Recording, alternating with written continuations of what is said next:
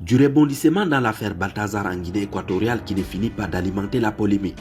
Selon de nouvelles informations, Balthazar a été innocenté par la justice équato-guinéenne. Restez scotché à cette nouvelle vidéo pour les détails possibles.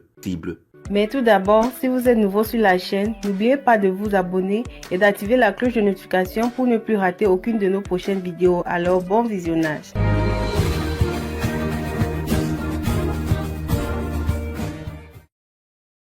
Pour mieux comprendre cette affaire, rappelons les faits.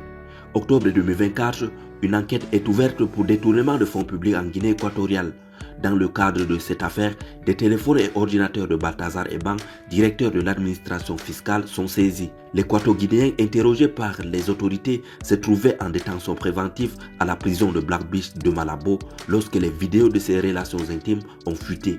Plus de 400 vidéos ont été retrouvées dans les appareils de Balthazar Ebang et Gonga. Dans ces films, cet éminent membre du pouvoir a des relations intimes avec de nombreuses femmes. La plupart sont des filles ou des femmes des ministres ou des personnages importants de l'État. Conséquence immédiate, Balthazar a été démis de ses fonctions de directeur de l'administration fiscale équato-guinéenne par décret présidentiel et poursuivi en justice pour cette affaire. Le procureur général de la République a assuré que si les examens médicaux révélaient qu'il était infecté d'une maladie sexuellement transmissible, il serait poursuivi pour délit contre la santé publique. Selon les informations relayées sur plusieurs médias sociaux, suite au développement de cette affaire, la Cour suprême de la Guinée équatoriale a statué sur le cas de Balthazar et a déclaré celui-ci innocent suite à la fuite de plus de 400 vidéos sur Internet. Le tribunal est convaincu que toutes les femmes qui ont eu des relations avec Balthazar étaient des adultes ayant pris leurs propres décisions, tandis que les tests ont montré que Balthazar n'a infecté aucune d'entre elles de maladie sexuellement transmissible.